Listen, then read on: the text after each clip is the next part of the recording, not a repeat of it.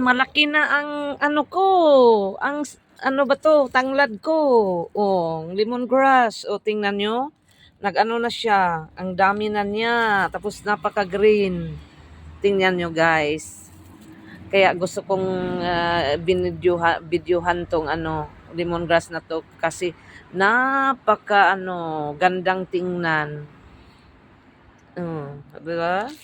Tingnan nyo. Oh, pwede na tong ano. Ang dami na, oh. Pwede na tong i-transplant yung iba. Tingnan nyo. Oh, napaka-green. Nandito lang to sa paso, ha? Sa may balcony. In my balcony. Lemongrass in my balcony. Ang ganda tingnan.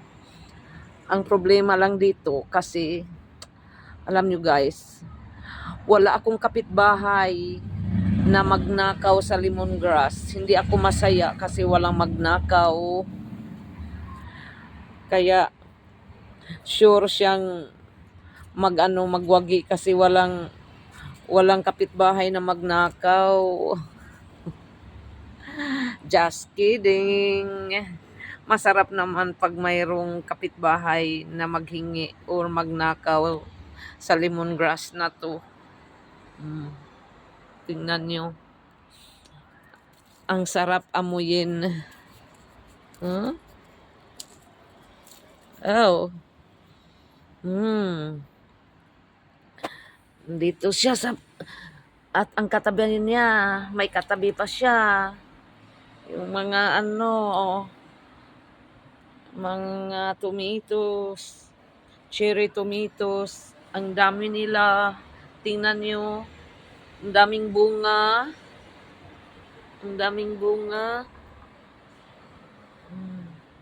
Daming bunga. Yan.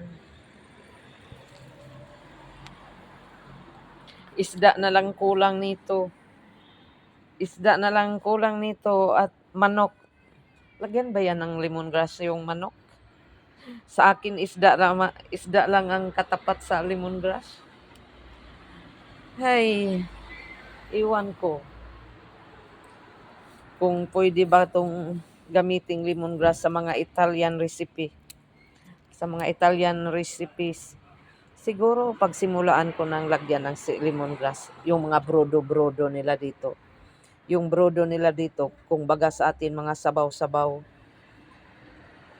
One day, siguro subukan ko. Kasing dami kong tanglad eh. Anong gawin ng tanglad? Hindi naman ako makatinula. Kaya subukan ko siguro sa mga sabaw-sabaw ng Italian. Yung brodo nila. Thanks for watching my lemongrass. Oh, diba?